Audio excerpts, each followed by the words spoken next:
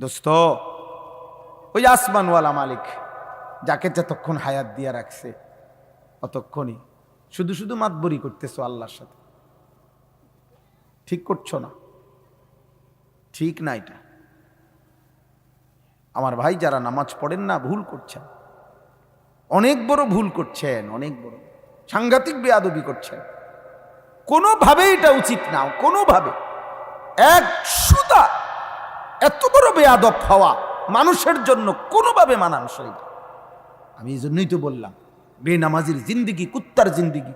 এই জন্য বললাম জানোয়ারের জীবন এটা, জানোয়ারের জীবন। কারণ এক জানোয়ারের হিসাবে দূরে কাইরা কুইরা দুনিয়া খাইয়া পইরা ফেসাব পায়খানা কইরা সমান, আর কিছু নাই।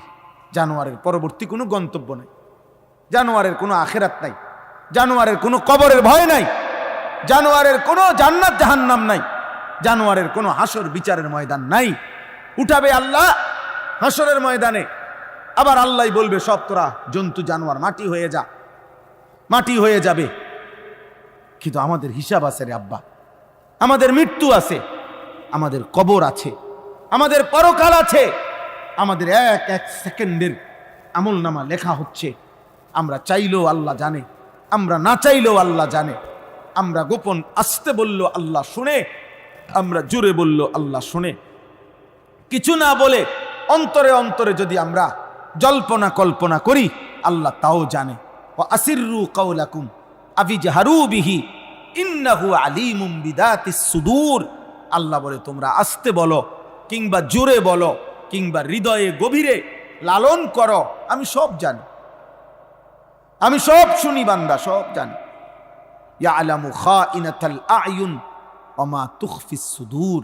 আল্লাহ বলে বান্দা চোখের যত গুনাহ আমি জানি, অন্তরে লুকায়িত যত গুনাহ আমি তাও জানি, আমি জানি বান্দা। ইল্লা কুন্না আলাইকুম শুহুদান ইজ তুফিযুনা ফীহ।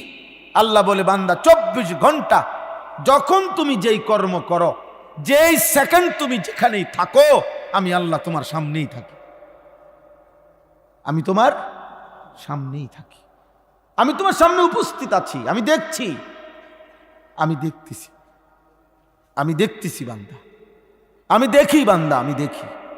আমারে আড়াল করবা কেমন, আমাকে লুকাইবা কেমন? আল্লাহ আমাদেরকে বুঝ দান করেন। আমাদের প্রত্যেকের উচিত কোরআনুল কারীমে আল্লাহ তাআলা কি বলছে শুনেন। এই 4টা আয়াত পড়ছি, এই 4টা আয়াতের তর্জমা শুনেন, তাহলে কথা শেষ। আল্লাহ তাআলা বলেন কুল হুয়াল্লাযী আনশাআকুম। হে নবী আপনি বলুন, আপনি এই পৃথিবীবাসীকে জানান, আপনি আপনার উম্মতকে জানান, আপনি মানুষদেরকে বলেন কথাটা নিয়ে ভাবতে কি, যে হুয়াল্লাযী আনশাআকুম, তিনি আল্লাহই তো তোমাদেরকে সৃষ্টি করেছেন। ওয়া জাআলা লাকুমুস সামআ ওয়াল আবসারা ওয়াল আফইদা, এবং আল্লাহই তো তোমাদেরকে কান, চোখ এবং অন্তর তিনিই তো দিলেন। কালিলাম মা তাশকুরুন, অথচ তোমরা দেখি ওই আল্লাহর কৃতজ্ঞতা আদায় করছো কম। সৃষ্টি করলেন যিনি, মনে পড়ছে তাকেই কম। কান দিলেন যিনি, শুনছো না কেবল তার কথা। চোখ দিলেন যিনি, দেখতেছ না কেবল তার কুদরত। হৃদয় দিলেন যিনি, ভাবছো না কেবল তার কথা। কালিলাম মা তাশকুরুন, অথচ তোমরা দেখি আল্লাহর শুকরই কম আদায় করতেছ। কি ব্যাপার বান্দা? হে নবী আপনি বলেন এটা কি করছে এরা? সৃষ্টি করলাম আমি, অস্তিত্বে আনলাম আমি, পৃথিবীতে আনলাম আমি, প্রতি সেকেন্ড হায়াত দিয়ে রাখছি আমি, কান দিলাম আমি, চোখ দিলাম আমি, দিল দিলাম আমি, অথচ আমার কৃতজ্ঞতা, আমার শুকর আদায় করছে কম। এ কেমন নাফরমানি, এ কেমন নাফরমানি? এইটা আল্লাহ তাআলা প্রথম এই আয়াতের মধ্যে আল্লাহ উল্লেখ করছে। দার্শনিক যারা, দুনিয়াবি দার্শনিক পণ্ডিতদের কথা হলো, মানুষ যত জ্ঞান অর্জন করে, মানুষের যত জ্ঞান বুদ্ধি বোধ অর্জিত হয় 5টা জিনিস দ্বারা। চোখ দ্বারা দেখে, কান দ্বারা শুনে, এরপরে নাক দ্বারা ঘ্রাণ নেয়, এরপরে জিহ্বা দ্বারা স্বাদ নেয়, আর এই ত্বক মানে চামড়া দ্বারা স্পর্শ নিয়ে বুঝে গরম না ঠান্ডা। তো 5টি জিনিস, চোখ, কান, নাক, জিহ্বা, ত্বক মানে চামড়া, এটা পঞ্চ ইন্দ্রিয় বলে। আল হাওয়াসুল খামসা, চক্ষু, কর্ণ, নাসিকা, জিহ্বা, ত্বক। এটা হলো দার্শনিকদের কথা, কিন্তু গবেষকদের কথা হলো আরো যদি কেউ গভীর চিন্তা করে, 3টি অঙ্গ মানব দেহে আল্লাহ কোরআনে উল্লেখ করছে। এখানে আরো অন্যান্য আয়াতও আছে। মানুষের সবচেয়ে বেশি অর্জন, মানুষ জীবনে যত কিছু শিখে, জানে, বুঝে, ভাবে, গ্রহণ করে, তার জীবনে যত কিছু, তার মধ্যে অন্যতম এই জানা, বুঝা, শিখা, গ্রহণ করা, ভাবা, এক্ষেত্রে 3টি অঙ্গই মূলত ব্যবহার হয়। 1 কানে, কানে শুনে সে। 2 চোখে দেখে। 3 অন্তরে ভাবে, হৃদয়ে এগুলা নিয়ে কি ভাবে, বুঝে, ফিকির করে, পরিকল্পনা করে।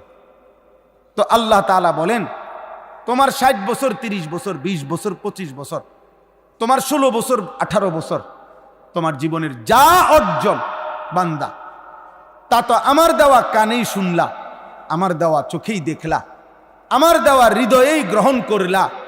তো তুমি আমাকে মনে পড়ছে কম কেন? আমার কথা মনে পড়ে কম কেন? এই জন্য আল্লাহ তাআলা এই আয়াতে আমাদেরকে মনে করাইলেন। আমাদের প্রত্যেকের উচিত, আপনারা ভাবেন তো, ওই বাবা আল্লাহর ওয়াস্তে তোমরা আব্বা এখান থেকে যাও না, এই ছেলে আব্বা এখান থেকে যাও তোমরা। আশ্চর্য কথা না? আমি এটা বুঝলাম না। আর ইব্রাহিমে করে বলো না কেন তুমি?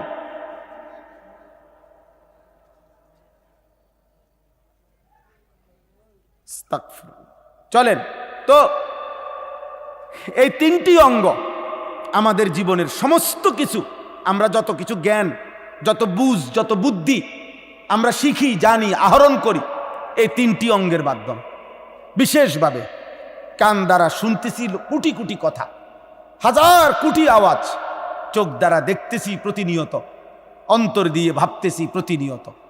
এই 3 অঙ্গ আপনি মনে করেন, আপনি মনে করেন একজন মানুষ এই মোবাইল দিয়া মনে করেন, বা টেলিভিশন হোক বা মোবাইলেই ধরেন, নারীর ছবি দেখতেছে, মনে করেন নাটক দেখতেছে মনোযোগ দিয়া। এই সময় তার 3 অঙ্গ ব্যবহার হইতেছে বিশেষভাবে। কানে সে শুনতেছে কথাগুলো, আওয়াজগুলো, চোখে দেখতেছে, এবং এটা নিয়েই তার হৃদয়ের মধ্যে ভাবনা চলতেছে। বিষয়টা কিন্তু এমন না আপনি বলেন যে একজন মানুষ টেলিভিশনে নাটক দেখে, মহিলা নাচতেছে, তার গান শুনতেছে, আর ভিতরে ভিতরে অন্তরে আল্লাহর জিকির করতেছে, নাকি? কথা বুঝছেন কিনা? যা কানে শুনতেছে তাই সে চোখে দেখতেছে, তাই সে হৃদয়ে ভাবতেছে।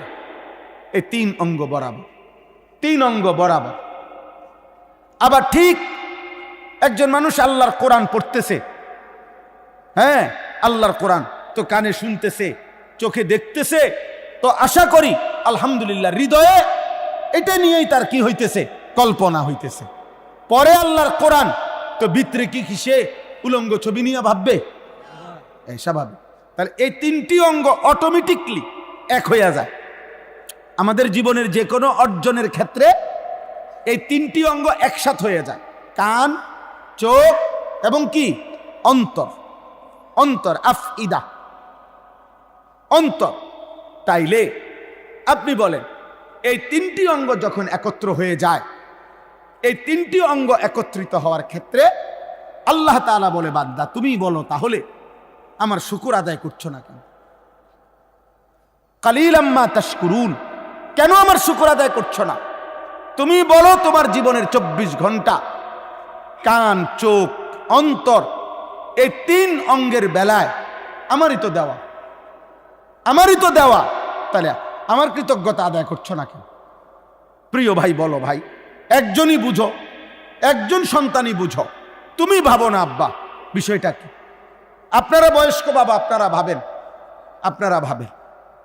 তো আল্লাহ তাআলা বলছেন, এবার আসেন আরেকটু কথা। কোরআনুল কারীমের মধ্যে আছে, আল্লাহ বলছে, বান্দা কিয়ামতের দিন আমি কিন্তু তোমাকে জিজ্ঞেস করব, এই জিজ্ঞেস করার ক্ষেত্রে এই তিনটি হুবহু এই তিনটি অঙ্গ আলাদা জিজ্ঞেস করব। ইন্নাস সামআ ওয়াল বাসারা ওয়াল ফুআদা কুল্লু উলাইকা কানা আনহু মাসউলা।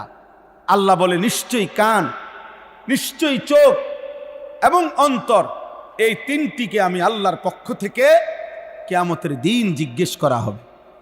কানকে আমি জিজ্ঞেস করব, বলো তুমি কি শুনেছ। চোখকে আমি বলবো, বলো তুমি কি দেখেছ। দিলকে আমি বলবো, তুমি বলো কি ভেবেছ। তাইলে আমার কান যা শুনছে কান তা বলবে, আমার চোখ যা দেখছে তা আল্লাহর সামনে বলবে, আমার হৃদয় সারা জীবন যা ভাবছে, প্রতিদিন নারী দেখলে, ছবি দেখলে, নাটক দেখলে, হারাম পথে চললে আমার হৃদয়ে যত ভাবনা, খোদার কসম এটা আল্লাহর সামনে সে বলে দিবে, আল্লাহর সামনে সে বলে দিবে। আল্লাহ তাআলা বলেন আমি জিজ্ঞেস করব আলাদাভাবে এই তিনটি অঙ্গ, এই তিনটি অঙ্গ। এবার আবার শুনেন, আশ্চর্য, কোরআনুল কারীমের মধ্যে আছে, আল্লাহ বলেন আমার নাফরমানি করলে কেউ, আমি যদি তাকে শাস্তি দেই দুনিয়াতে, কি দিয়া শাস্তি দেই? আল্লাহ বলে আমি তার তিনটি অঙ্গ অচল করে দেই। এমনি দেখতে শুনতে মনে হয় খাইতেছে, ঘুমাইতেছে, চলতেছে, কিন্তু গুনাহ নাফরমানি মনের ইচ্ছা মতো চললে আল্লাহর কসম আল্লাহ বলেন এ হুবহু এই তিনটি অঙ্গ, এই যে তিনটা নিয়ে কথা বলতেছি, আল্লাহ বলেন আমি এই তিনটা অচল করে দেই। এক নাম্বার, আফারাআইতা মান ইত্তাখাযা ইলাহাহু হাওয়াহু ওয়া আদাল্লাহু আল্লাহু আলা ইলমিন। আল্লাহ বলেন মনের ইচ্ছা, নিজের খেয়াল খুশির মতো যে চলাটাকে নিজের খোদা বানিয়ে ফেলেছে, নিজের জীবন বানায় ফেলছে, আল্লাহ বলেন আমি তাকে এক নম্বরে ওয়া খাতামা আলা সামইহি ওয়া কালবিহি, আমি আল্লাহ তার কান এবং অন্তরে মোহর মেরে দেই। ওয়া জাআলা আলা বাসারিহি গিশাওয়া, এবং তার চোখের সামনে পর্দা ফেলে দেই। এই তিন অঙ্গ অচল করে দেই। কোরআনুল কারীমের মধ্যে আছে প্রত্যেক জাহান্নামী কিয়ামতে ফেরেশতাদের কাছে আফসোস করে বলবে দুইটি ভুলের কারণে আমি জাহান্নামী। জাহান্নামী নিজে বলবে, এক, আমি মনোযোগ দিয়ে আল্লাহর কথা শুনি নাই। দুই, শুনবার পরে সেই কথাগুলো নিয়ে আমি ভাবি নাই। যদি আমি একটু ভাবতাম কি করা যায়, কেমনে করা যায়, তাহলে আমি পারতাম। নাফরমান সেদিন বলবে যে আরে আমি এখন মনে হইতেছে যে আমি পারতাম, ইজি, একটা সহজ বিষয় ছিল। দুপুর 1টা বাজে জোহরের আজান হয়েছে, 4:30 বাজে আসরের আজান হয়েছে, 3.5 ঘন্টা আমি অনায়াসেই 10 রাকাত নামাজ পড়তে পারতাম। এটা একটা সহজ ব্যাপার ছিল। আমি আসলে ইচ্ছা করেই ফাইজলামি করলাম, খামখেয়ালি করলাম। 1.25 ঘন্টা ফজরের নামাজের ওয়াক্ত ছিল, আমি অনায়াসেই 4 রাকাত নামাজ পড়তে পারতাম, কিন্তু বিষয়টা নিয়ে আমি এভাবে ভাবি নাই, আমার দিলে জায়গা দেই নাই, ফলে আজকে আমি জাহান্নামী। গুনাহ ছাড়তে পারতাম আমি। ওয়াকালু লাউ কুন্না নাসমাউ আও নাকিলু মা কুন্না ফি আসহাবিস সাঈদ। এই আয়াতটা অর্থ হলো জাহান্নামী বলবে, হে ফেরেশতা, সেদিন দুনিয়ায় থাকতে আমি যদি আল্লাহর কথা মনোযোগ দিয়ে শুনতাম অথবা ভাবতাম, আকল খাটাইতাম, তাহলে আজকে আমি জাহান্নামী হতাম না। একদম ইচ্ছা করে আমি নিজে বরবাদ করলাম। আমাদের দেশে কয় যে হাতে ধইরা আমি নিজের শেষ করলাম, কোনো কারণ নেই, কোনো কারণ নেই। আমরা যারা আজকে সারাদিনে নামাজ পড়ি নাই, একেবারে কোনো কারণ নেই, শুধুই অসভ্যতা, শুধুই খামখেয়ালি, এই ছাড়া আর কোনো কারণ নেই। মনে করেন এখানে যারা বসছে, তোমরা যেই ছেলেরা যারা এক ওয়াক্ত নামাজ পড়ো না, কোনো কারণ নেই, একেবারে কারণ শুধু এতটুকুই, খামখেয়ালি, অবহেলা, গাফলতি, এছাড়া আর কোনো যুক্তি নেই নামাজ না পড়ার পিছনে। কোনো কারণ, শারীরিক সুস্থতা আছে, চোখ, নাক, কান, হাত, পাও, অঙ্গ প্রত্যঙ্গ সচল, বুদ্ধি বিবেচনা সচল, খাদ্য খাবার সব কিছু গ্রহণ করছে, হাঁটতে পারে, চলতে পারে, বসতে পারে, রুকু সেজদা দিতে পারত, কিন্তু একেবারেই অনর্থক, বিনা কারণ নামাজটুকু পড়ল না।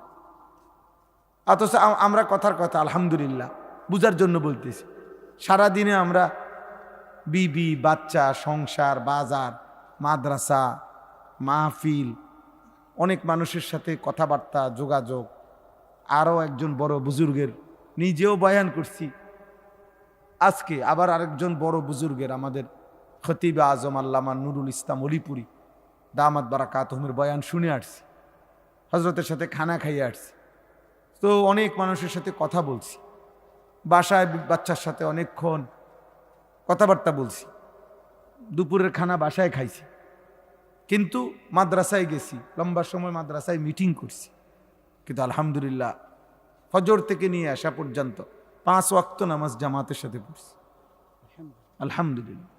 তাহলে আমার কোনো অসুবিধা হয় না, না সংসারের অসুবিধা হয়েছে, না বাচ্চা কাচ্চার সময় দিতে অসুবিধা হয়েছে, না ঘুমাইছিও লম্বা টাইম, প্রায় 6 ঘন্টা ঘুমাইছিও, সকাল 5.5 ঘন্টা, 6 ঘন্টার কম হবে না, ফজরের একটু পরে ঘুমাইছিও, আবার 12টার আগে উঠছি, খালাস ঘুমাইছি, তাহলে কোনো সমস্যা না হয় নাই, আলহামদুলিল্লাহ। তো তোমরা যারা নামাজ পড়লা না কেন, কি কারণ ছিল, আর অতিরিক্ত কি করলা? শুধুই গাফলতি, শুধুই অসভ্যতা, শুধুই অসভ্য, বেনামাজি অসভ্য, বেনামাজি বেয়াদব, বেনামাজি শতভাগ বেয়াদব, যার কপালে সেজদা নাই এ 100 বেয়াদব, ও কুত্তার চাইতে খারাপ, ও জানোয়ারের চাইতে খারাপ, ওর কোনো তুলনা নাই, ওর সাথে কুত্তারও তুলনা হয় না, শুকরেরও তুলনা হয় না। কিতাবে আছে যে বুজুর্গানে দিন বলছে কুত্তা লজ্জা পায় বেনামাজিকে দেখলে, বেনামাজিকে দেখলে কুত্তা লজ্জা পায়, শুকর লজ্জা পায়, কোনো কারণ নেই, এমনি আর কি, পড়লা না আর কি লেগে পড়লা না, পড়লাম না আর কি, কোনো কারণ নেই, খামখেয়ালি, গাফলত। এই জন্য বললাম আর কি, প্রত্যেক জাহান্নামী সেদিন বলবে, আহা আমি ইজিলি পারতাম, আমি অনায়াসেই পারতাম, আমি একদম বেশি বোকামি করে ফেলছি, নিজের হাতে নিজেরে শেষ করে দিলাম। ইয়াউমা ইয়াআদ্দু যালিমু আলা ইয়াদাইহি, আল্লাহ বলে পাপী সেদিন নিজের আঙ্গুল এরকম দাঁত দিয়া নিজে কামড়াবে, আফসোস করে, হাসরের দিন নিজের আঙ্গুল নিজে কামড়াইয়া এরকম ছিঁড়া ফেলতে চাই, আহা কি করল। আমরা বলি না যে কি ভুল করলাম, কি লেগে কথাটা কইলাম, কেন তার লগে লেনদেন করতে গেলাম, ইস আমারে কয়েকজনই নিষেধ করছিল, আমি কোন বেকুবে পাইলো আমারে, আমি কি লেগে তারে টাকাটা দিলাম, আজকে এই দরাটা খাইলাম, এরকম আফসুস করে মানুষ বিভিন্ন কাজে। আল্লাহ বলে জাহান্নামী এমন আফসুস করে আঙ্গুল কামড়াইয়া ছিঁড়ে ফেলবে, যে আহা কি করল, আমি একদম সুস্থ সবল ছিলাম, অনায়াসে আমি নামাজ পড়তে পারতাম। এই জন্য ভাইয়া এই উপলব্ধিটুকু অনেক বড় নিয়ামত। আপনি দেখেন জামাল ভাই, দেখেন যে বেনামাজি কি পরিমাণ, আপনি দেখেন তোমরা এখানে যারা বসছো নওজোয়ান, সিংহভাগ 90 ভাগ 98 ভাগ বেনামাজি, চেহারা দেখলেই বোঝা যায়, বেয়াদবের চেহারা দেখলেই বোঝা যায়, অসভ্যের চেহারা দেখলেই বোঝা যায়, হাইওয়ানের চেহারা দেখলেই বোঝা যায়। রাগ করে চলে যাও, অসুবিধা নাই, আমি তো বললাম না আমি তো জনপ্রিয়তা যাচাইয়ের জন্য আসি নাই, তুমি বলো না বলে যে হুজুর আপনি এত বড় কথা কইলেন, শুনলাম না আপনার ওয়াজ, আপনার মতো ব্যাড হইতে কইলাম না, বুঝেন নাই, আমিও একজনকে বলবো, অসুবিধা কি, একজনকে বললেও নিয়ে কি হয় জানে, আল্লাহর কথা একজনকে শুনাইলে নিয়ে কি হয়, কথা বলেন না, তো আমার নিয়ে কি না দরকার, আমার তো সওয়াব দরকার, আমার সওয়াব দরকার, তো একজনকে বললেও তো কি হয়, সওয়াব হয়। এজন্য প্রিয় ভাই রহম করো, মনোযোগ দাও আল্লাহর কথার। এই জন্য শুরুতে এটা শক্ত বলে নিলাম। কি কারণ থাকতে পারে? কি কারণ থাকতে পারে? একটা সুস্থ স্বাভাবিক মানুষ কতক্ষণ টোটো করে ঘোরে? একজন স্বাভাবিক মানুষ, বুদ্ধি বিবেক সম্পন্ন মানুষ কতক্ষণ আড্ডা দেয়? একজন বিবেকবান মানুষ কতক্ষণ মোবাইল টিপে?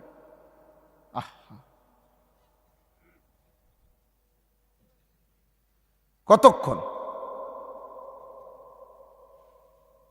আমার হায়াতে আমি আলহামদুলিল্লাহ আমি বছরের পর বছর দেখছি যে আমার মনে হয় 2 ঘন্টা টাইম অবসর থাকলে আমার কাছে দুনিয়াটা মনে বিষের মতো মনে হয় যে অনেকক্ষণ হয়ে গেছে, কোনো কাজ নাই। বলে কি, কিভাবে সম্ভব? আলহামদুলিল্লাহ আমরা এই যে আব্দুল কাদের জামাল ভাই যিনি এখন কথা বললেন, আমরা একসাথের মানুষ না, হয়তো আজকে 10 বছর আমরা একসাথে কাজ করি কুমিল্লা ক্যান্টনমেন্ট এরিয়ায়, এই সব ধরনের দিনই কাজ। তো দেখা গেছে সারাদিনই ব্যস্ততা, সারাদিনেই ব্যস্ততা। আলহামদুলিল্লাহ এর মধ্যেই জীবন সুন্দর চলতেছে, বউ বাচ্চা স্ত্রী ছেলে মেয়ে বাজার খানা দানা কোনোটাই আটকাইছে না। তুমি কেন আল্লাহকে ভুলে গেলা? তুমি কেন আল্লাহকে ভুলে গেলা? কি এমন মহান কাজ করতে গিয়ে আল্লাহকে ভুলে গেল? এই মাদ্রাসাটির নাম হযরত আয়েশা সিদ্দিকা রাদিয়াল্লাহু তাআলা আনহার নামে। নবী সাল্লাল্লাহু আলাইহি ওয়াসাল্লামের প্রিয়তমা স্ত্রী ছিলেন হযরত আয়েশা রাদিয়াল্লাহু তাআলা আনহা। আলহামদুলিল্লাহ আমাদের বাংলাদেশে বিভিন্ন বালিকা মাদ্রাসা, কওমি মাদ্রাসা মেয়েদের জন্য যা রাসূলুল্লাহ সাল্লাল্লাহু আলাইহি ওয়াসাল্লামের বিবিদের নামে নামকরণ করা হয় বরকতের জন্য। এর মধ্যে আলহামদুলিল্লাহ বাংলাদেশে অসংখ্য বালিকা মাদ্রাসা আছে হযরত আয়েশা সিদ্দিকা রাদিয়াল্লাহু তাআলা আনহার নামে। এর মধ্যে এটা একটা। নবী সাল্লাল্লাহু আলাইহি ওয়াসাল্লাম ওনার এই বিবিকে অত্যধিক মহব্বত করতেন। নবীজি সাল্লাল্লাহু আলাইহি সাল্লামের সংসারে তিনি 9 বছর বয়সে এসেছিলেন। ওনার বয়স যখন 18 বছর, নবীজি সাল্লাল্লাহু আলাইহি ওয়াসাল্লাম তখন ইন্তেকাল করছেন। তাহলে নবীজির সংসারে তিনি ছিলেন 9 বছর। 9 থেকে 18 হলে কয় বছর হলো? 9 বছর নবীজির কাছে ছিলেন স্ত্রী হিসাবে। এই 9 বছরে মাত্র 18 বছর বয়সেই তিনি বিধবা হয়েছেন। তাইলে 9 থেকে 18 তখনও তিনি কিশোরী যুবতী। এই মাত্র 9 বছরের সোহবতে নবীজির সান্নিধ্যে রাসূলুল্লাহ সাল্লাল্লাহু আলাইহি সাল্লামের লক্ষের চাইতে বেশি সাহাবী, পুরুষ মহিলা মিলে এই সমস্ত সাহাবাদের মধ্যে নবীজির সবচেয়ে বেশি হাদিস বর্ণনা করছেন যারা, তন্মধ্যে হযরত আয়েশা সিদ্দিকা রাদিয়াল্লাহু তাআলা আনহা হচ্ছেন নারীদের মধ্যে 1 নম্বর আর সবার মাঝে 2 নম্বর। সুবহানাল্লাহ। এত কম বয়সী নারী, কিন্তু কি পরিমাণ ইলম নবীজি সাল্লাল্লাহু আলাইহি সাল্লাম থেকে তিনি অর্জন করছেন। যে বয়সে খেলে দুলে, যে বয়সে এখনো বলে যে বুঝায় নাই, অথচ তিনি ওই বয়সেই নবীজি সাল্লাল্লাহু আলাইহি ওয়াসাল্লামের কাছ থেকে প্রায় 2210টি হাদিস বর্ণনা করছেন। এবং মুসলিম খলিফাগণ হযরত আবু বকর সিদ্দিক রাদিয়াল্লাহু তাআলা আনহু থেকে নিয়ে যে 4 খলিফা, ইসলামের যে 4 খলিফা, ওনাদের মধ্যে এই সাহাবায়ে কেরাম, খুলাফায়ে কেরাম দ্বীনি আভ্যন্তরীণ ইসলামের বিভিন্ন গুরুত্বপূর্ণ বিষয়ে, আভ্যন্তরীণ পারিবারিক মাসআলা, স্বামী স্ত্রীর একান্ত মাসআলা, ঘর পরিবার সংসার সম্পর্কিত গুরুত্বপূর্ণ মাসআলার যখন প্রয়োজন হইত সিদ্ধান্ত, তখন সাহাবায়ে কেরাম এবং খলিফাগণ হযরত আয়েশা রাদিয়াল্লাহু তাআলা আনহার কাছে সিদ্ধান্তের জন্য পাঠাইতেন যে ওনার কাছে গিয়ে জিজ্ঞেস করো নবীজি সাল্লাল্লাহু আলাইহি সাল্লাম এই ব্যাপারে কি দিক নির্দেশনা দিয়েছেন? হযরত আয়েশা রাদিয়াল্লাহু তাআলা আনহা তিনি ফয়সালা দিতেন এবং ওনার ফয়সালা অনুপাতেই পুরা ইসলামী খেলাফত ওই সিদ্ধান্তের উপরে সিদ্ধান্ত নিত। হযরত আয়েশা রাদিয়াল্লাহু তাআলা আনহা এত বড় জলিলুল কদর নবীজির বিবি ছিলেন। ইসলামী শরীয়তের মধ্যে একাধিক বিধান, শরীয়তের বিধান সরাসরি আল্লাহ তাআলা বিধান দিয়েছেন হযরত আয়েশা সিদ্দিকা রাদিয়াল্লাহু তাআলা আনহার সম্মানার্থে। ওনার কারণে যেমন তায়াম্মুমের বিধান, পানি কোনোভাবেই ব্যবস্থা না হলে মাটি দিয়ে যে তায়াম্মুম করা যায় পবিত্র হওয়ার জন্য, হযরত আয়েশা রাদিয়াল্লাহু তাআলা আনহার বরকতে এই উম্মতের জন্য আল্লাহ তাআলা এই বিধান দান করছেন। কোন সতী সাধ্বী চরিত্রবান নারী কেউ যদি তাকে জিনা ব্যভিচারের মিথ্যা অপবাদ দেয় এবং যদি সেটা প্রমাণিত হয় যে সে মিথ্যা অপবাদ দিছে এই মহিলার বিরুদ্ধে, অথচ সে চরিত্রবান নারী, তাহলে ওই পুরুষের শাস্তি ৮০ দোররা, চাবুকের বেত্রাঘাত, এই শাস্তিটা এবং এই হুকুমটা, এই বিধানটা আল্লাহ তাআলা হযরত আয়েশা রাদিয়াল্লাহু তাআলা আনহার কারণেই কোরআনুল কারীমের মধ্যে এই বিধান দান করেছেন, এই বিধান দান করছে।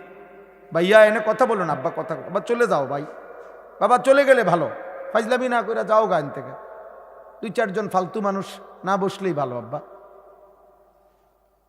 তোমারে কি কেউ জবরদস্তি করছিল?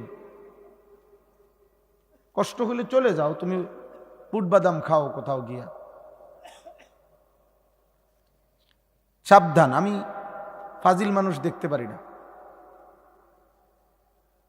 আমি তো শুরুতেই অনুমতি দিছি, কি বলেন, যে যার যখনই দরকার হয় চলে গেলে আমার কোনো আপত্তি নাই। আমি বললাম আমার তো কোনো অসুবিধা নাই, আমি একজন হলে একজনকে বলুন, সমস্যা কি আমার? কিন্তু এটা কঠিন ব্যাপার, তোমরা ছেলেরা আব্বা বুঝতেছ না আর কি। কোনোভাবেই তোমাদের অনেক ছেলেকে পাথর ভাঙ্গা যায়, তোমাকে দিল নড়ে না, পাহাড় ভাঙ্গা যায়, তোমাকে দিল নড়ে না।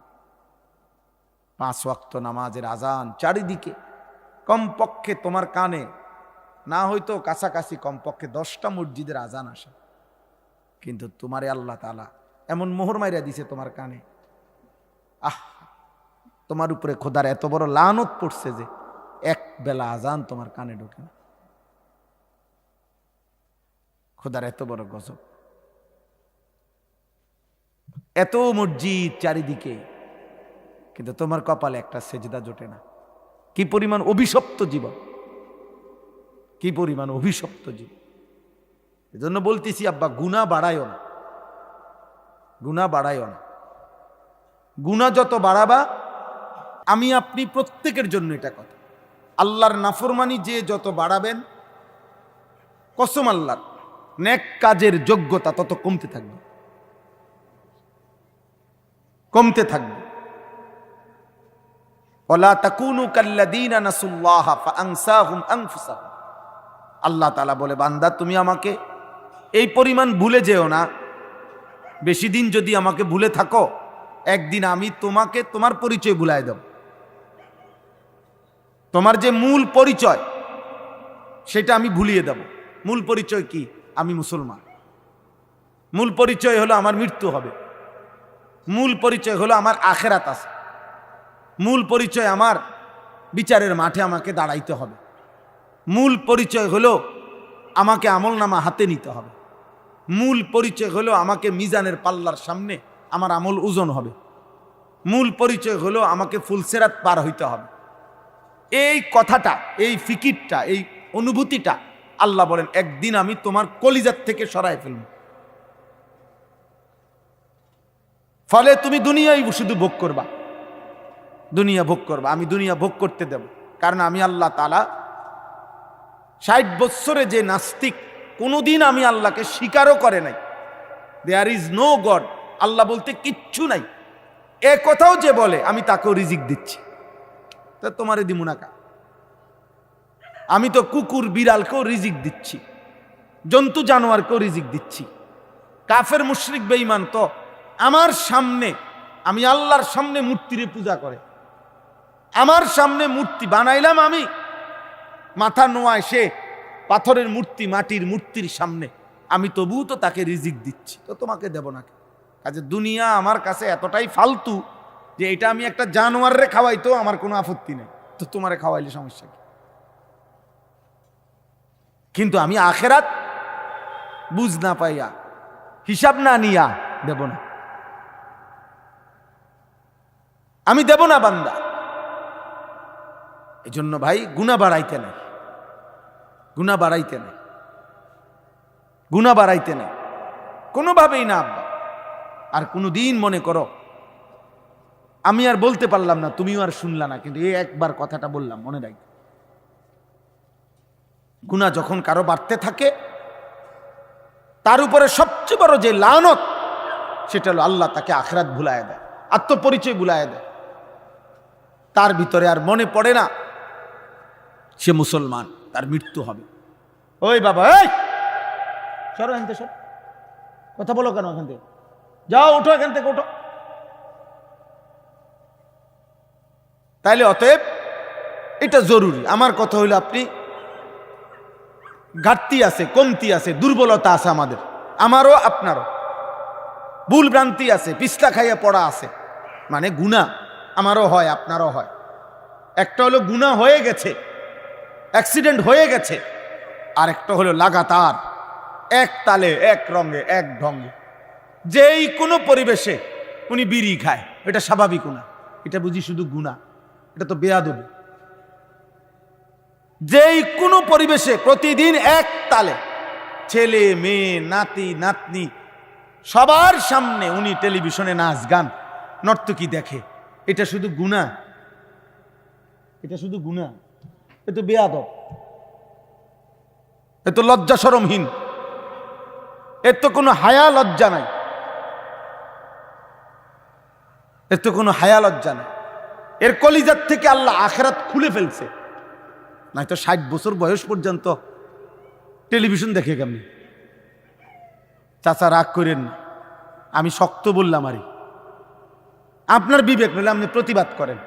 60 বছর বয়সে একজন বুড়া মিয়া যদি টেলিভিশন দেখে এখনো, তাহলে কি মনে হয় ওনার কলিজার থেকে আল্লাহ আখিরাত খুলে ফেলছে, খুলে ফেলছে মিয়া।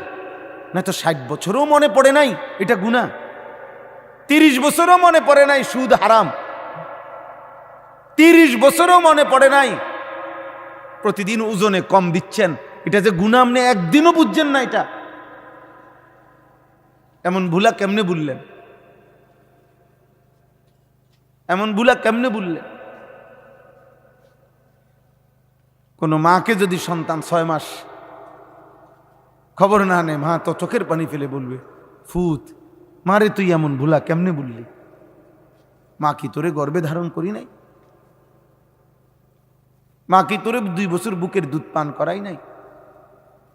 আমার মতো মারে কেমনে ভুললি ফুত? দুনিয়ারে ভুললে গেলি, কিন্তু মারে কেমনে বলে, বাফরে কেমনে বলে? তো আল্লাহ যত বলে, বান্দা আমারে কেমনে বলে, আমাকে ভুললি কেমনে বান্দা? মা গাররাকা বিরাব্বিকাল করিম, কোরআনুল কারীমে আছে। আল্লাহ বলেন, বান্দা আমার মতো রব ভুলে গেলা কেমনে? কে তোমাকে আমার মতো মুনিব, প্রতিপালক, দয়ালু, রব তোমাকে কে ভুলিয়ে দিল? আমাকে ভুললা কেন? এজন্য প্রিয় ভাই, আবারও বলছি, আমার কথা এটাই, বারবার বলবো আমি এ কথা, তোমার কলিজায় তুমি ধাক্কা দাও, বিবেকের সাথে 1 মিনিট বুঝাপড়া করো। নিজের এইভাবে শেষ করে দিচ্ছ কেন? কে কারে মনে রাখে রে আব্বা? কে কারে মনে রাখে? প্রতিদিন কত মানুষ অ্যাক্সিডেন্ট, বিপদগ্রস্ত, কে কার খবর রাখে? কে কার খবর রাখে? আমি একজন আমার আপন সমুন্দিরে গত সপ্তাহে একজন ডাক্তার দেখাইছি, কুমিল্লা সিডি প্যাথ হসপিটাল। উনি সিদ্ধান্ত দিছে এই সপ্তাহে অপারেশন করবে, যে দিনে আমি বলি। গতকালকে আমি আসার পরে ওনারে ফোন দিছি যে স্যার, আমার পরিচিত মানুষ, ডাক্তার সাহেব ভালো মানুষ, স্যার অপারেশনটা ঠিক কোন দিন করলে ভালো হয়? রবিবার না সোমবার, মঙ্গলবার, যে উনি আমারে ফোন ধরে বলতেছে, হুজুর আমার জন্য খাস করে দোয়া করবেন, আমি ঢাকা ইউনাইটেড হসপিটালে ভর্তি আছি, আমার হার্টের মধ্যে 3টা ব্লক ধরা খাইছে, আমার সোমবারে অপারেশন। কসম খোদা, মানে যিনি আমার সমুদ্রে অপারেশন করবে উনি আমার কাছে দোয়া চাচ্ছে, এই সোমবারে উনার কি 3টা ব্লক হার্টে, মেজর অপারেশন, বড় অপারেশন। কি দুনিয়া, কি দুনিয়া। আমার মাদ্রাসার একজন উস্তাদ গতকালকে, মাওলানা রুহুল আমিন, তার 8 মাসের মেয়ে বাচ্চা হসপিটালের নিচে, বলছে আইসিইউ দিতে। এক হসপিটালের নিচে ওনারা আইসিইউ ব্যবস্থা করতে করতে ওনাদের সিট খালি হইতেছে না, আবার আরেকটা পাশে আরেকটা হসপিটালের জন্য আইসিইউ ব্যবস্থা করে অ্যাম্বুলেন্সে উঠাইছে। এই জামাল ভাই, এখানে দেখা যায় হসপিটাল, এটা মানে ওই যে হসপিটাল, এই পর্যন্ত আইছে বাচ্চাটা মারা গেছে। কালকে আইসা পড়ছে, বুঝছেন না কথাটা? সব রেডি, ওরা দাঁড়ায় রয়েছে আইসিইউ রেডি করিয়া, বাচ্চা এটা এখন ঢুকাবে, এটা সর্বোচ্চ 2 মিনিট বাচ্চাটা মারা গেছে। ফজরের বাদ জানাজা হয়েছে। দোস্ত, ওই আসমানওয়ালা মালিক যাকে যতক্ষণ হায়াত দিয়া রাখছে অতক্ষণই শুধু শুধু মাতবরি করতেছো আল্লাহর সাথে, ঠিক করছো না, ঠিক না এটা। আমার ভাই, যারা নামাজ পড়েন না, ভুল করছেন, অনেক বড় ভুল করছেন, অনেক বড় সাংঘাতিক বেয়াদবি করছেন। কোনোভাবে এটা উচিত না, কোনোভাবে। এক সুদা এত বড় বেয়াদব হওয়া মানুষের জন্য কোনোভাবে মানানসই না। আমি এই জন্যই তো বললাম, বেনামাজির জিন্দিগি কুত্তার জিন্দিগি, এই জন্য বললাম জানোয়ারের জীবন এটা, জানোয়ারের জীবন। কারণ এক জানোয়ারের হিসাবে দূরে, কাইরা কুইরা দুনিয়া, খাইয়া পইরা ফেসাব পায়খানা কইরা সমান, আর কিছু নাই। জানোয়ারের পরবর্তী কোনো গন্তব্য নাই, জানোয়ারের কোনো আখেরাত নাই, জানোয়ারের কোনো কবরের ভয় নাই, জানোয়ারের কোনো জান্নাত জাহান্নাম নাই, জানোয়ারের কোনো হাসর বিচারের ময়দান নাই। উঠাবে আল্লাহ হাসরের ময়দানে, আবার আল্লাহ বলবে সব তোরা জন্তু জানোয়ার মাটি হয়ে যা, মাটি হয়ে যাবে। কিন্তু আমাদের হিসাব আছে রে আব্বা, আমাদের মৃত্যু আছে, আমাদের কবর আছে, আমাদের পরকাল আছে, আমাদের এক এক সেকেন্ডের আমল নামা লেখা হচ্ছে। আমরা চাইলেও আল্লাহ জানে, আমরা না চাইলেও আল্লাহ জানে। আমরা গোপন আস্তে বললো আল্লাহ শুনে, আমরা জোরে বললো আল্লাহ শুনে। কিছু না বলে অন্তরে অন্তরে যদি আমরা জল্পনা কল্পনা করি, আল্লাহ তাও জানে। আসিররু কাওলাকুম আবিজহারু বিহি ইন্নাহু আলিমুম বিদাতিস সুদূর। আল্লাহ বলে তোমরা আস্তে বলো কিংবা জোরে বলো কিংবা হৃদয়ে গভীরে লালন করো, আমি সব জানি, আমি সব শুনি বান্দা, সব জানি। ইয়ালামু খাইনাতাল আয়ুন ওয়া মা তুখফিস সুদূর। আল্লাহ বলে বান্দা, চোখের যত গুনাহ আমি জানি, অন্তরে লুকায়িত যত গুনাহ আমি তাও জানি, আমি জানি বান্দা। ইল্লা কুন্না আলাইকুম শুহুদান ইজ তুফিযুনা ফীহ। আল্লাহ বলে বান্দা 24 ঘন্টা যখন তুমি যেই কর্ম করো, যেই সেকেন্ড তুমি যেখানেই থাকো, আমি আল্লাহ তোমার সামনেই থাকি, আমি তোমার সামনেই থাকি, আমি তোমার সামনে উপস্থিত আছি, আমি দেখছি, আমি দেখতেছি, আমি দেখতেছি বান্দা, আমি দেখি বান্দা, আমি দেখি। আমারে আড়াল করবা কেমন, আমাকে লুকাইবা কেমন? আল্লাহ আমাদেরকে বুঝ দান করেন। আমাদের প্রত্যেকের উচিত কোরআনুল কারীমে আল্লাহ তাআলা কি বলছে শুনেন। এই 4টা আয়াত পড়ছি, এই 4টা আয়াতের তর্জমা শুনেন, তাহলে কথা শেষ। আল্লাহ তাআলা বলেন, কুল হুয়াল্লাযী আনশাআকুম। হে নবী, আপনি বলুন, আপনি এই পৃথিবীবাসীকে জানান, আপনি আপনার উম্মতকে জানান, আপনি মানুষদেরকে বলেন কথাটা নিয়ে ভাবতে, কি যে হুয়াল্লাযী আনশাআকুম, তিনি আল্লাহই তো তোমাদেরকে সৃষ্টি করেছেন। ওয়া জাআলা লাকুমুস সামআ ওয়াল আবসারা ওয়াল আফইদা, এবং আল্লাহই তো তোমাদেরকে কান, চোখ এবং অন্তর তিনিই তো দিলেন। কালিলাম মা তাশকুরুন, অথচ তোমরা দেখি ওই আল্লাহর কৃতজ্ঞতা আদায় করছো কম। সৃষ্টি করলেন যিনি, মনে পড়ছে তাকেই কম। কান দিলেন যিনি, শুনছো না কেবল তার কথা। চোখ দিলেন যিনি, দেখতেছ না কেবল তার কুদরত। হৃদয় দিলেন যিনি, ভাবছ না কেবল তার কথা। কালিলাম মা তাশকুরুন, অথচ তোমরা দেখি আল্লাহর শুকরই কম আদায় করতেছ। কি ব্যাপার বান্দা? হে নবী, আপনি বলেন এটা কি করছে এরা? সৃষ্টি করলাম আমি, অস্তিত্বে আনলাম আমি, পৃথিবীতে আনলাম আমি, প্রতি সেকেন্ড হায়াত দিয়ে রাখছি আমি, কান দিলাম আমি, চোখ দিলাম আমি, দিল দিলাম আমি, অথচ আমার কৃতজ্ঞতা, আমার শুকর আদায় করছে কম। এ কেমন নাফরমানি, এ কেমন নাফরমানি? এইটা আল্লাহ তাআলা প্রথম এই আয়াতের মধ্যে আল্লাহ উল্লেখ করছে। দার্শনিক যারা, দুনিয়াবি দার্শনিক পণ্ডিতদের কথা হলো, মানুষ যত জ্ঞান অর্জন করে, মানুষের যত জ্ঞান, বুদ্ধি, বোধ অর্জিত হয় পাঁচটা জিনিস দ্বারা। চোখ দ্বারা দেখে, কান দ্বারা শুনে, এরপরে নাক দ্বারা ঘ্রাণ নেয়, এরপরে জিহ্বা দ্বারা স্বাদ নেয়, আর এই ত্বক মানে চামড়া দ্বারা স্পর্শ নিয়ে বুঝে গরম না ঠান্ডা। তো পাঁচটি জিনিস, চোখ, কান, নাক, জিহ্বা, ত্বক মানে চামড়া, এটা পঞ্চ ইন্দ্রিয় বলে। আল হাওয়াসুল খামসা, চক্ষু, কর্ণ, নাসিকা, জিহ্বা, ত্বক। এটা হলো দার্শনিকদের কথা।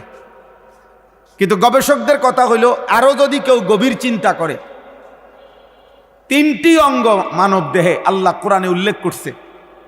এখানে আরো অন্যান্য আয়াতও আছে। মানুষের সবচেয়ে বেশি অর্জন, মানুষ জীবনে যত কিছু শিখে, জানে, বুঝে, ভাবে, গ্রহণ করে, তার জীবনে যত কিছু, তার মধ্যে অন্যতম এই জানা, বুঝা, শিখা, গ্রহণ করা, ভাবা, এক্ষেত্রে তিনটি অঙ্গই মূলত ব্যবহার হয়। এক, কানে, কানে শুনে সে। দুই, চোখে দেখে। তিন, অন্তরে ভাবে, হৃদয়ে এগুলা নিয়ে কি ভাবে, বুঝে, ফিকির করে, পরিকল্পনা করে। তো আল্লাহ তাআলা বলেন, তোমার 60 বছর, 30 বছর, 20 বছর, 25 বছর, তোমার 16 বছর, 18 বছর, তোমার জীবনের যা অর্জন বান্দা, তা তো আমার দেওয়া কানেই শুনলা, আমার দেওয়া চোখেই দেখলা, আমার দেওয়া হৃদয়েই গ্রহণ করলা। তো তুমি আমাকে মনে পড়ছে কম কেন? আমার কথা মনে পড়ে কম কেন? এই জন্য আল্লাহ তাআলা এই আয়াতে আমাদেরকে মনে করাইলেন। আমাদের প্রত্যেকের উচিত, আপনারা ভাবেন তো, ওই বাবা আল্লাহর ওয়াস্তে তোমরা আব্বা এখান থেকে যাও না, এই ছেলে আব্বা এখান থেকে যাও তোমরা। আশ্চর্য কথা না? আমি এটা বুঝলাম না।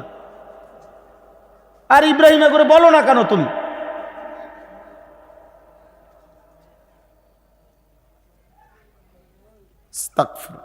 চলেন তো, এই তিনটি অঙ্গ আমাদের জীবনের সমস্ত কিছু, আমরা যত কিছু জ্ঞান, যত বুঝ, যত বুদ্ধি আমরা শিখি, জানি, আহরণ করি, এই তিনটি অঙ্গের মাধ্যমে।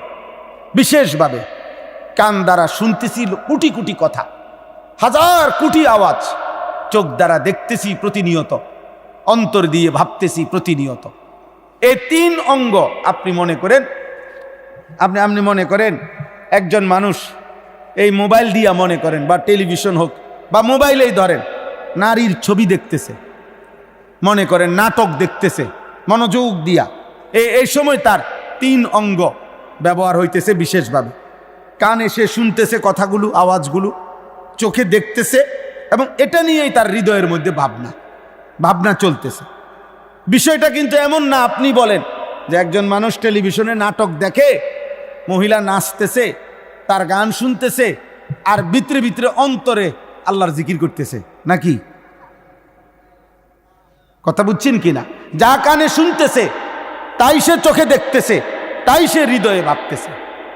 এই তিন অঙ্গ বরাবর, তিন অঙ্গ বরাবর। আনিসুর রহমান, আশরাফি ওয়াজ, আখেরাতের ফেরিওয়ালা।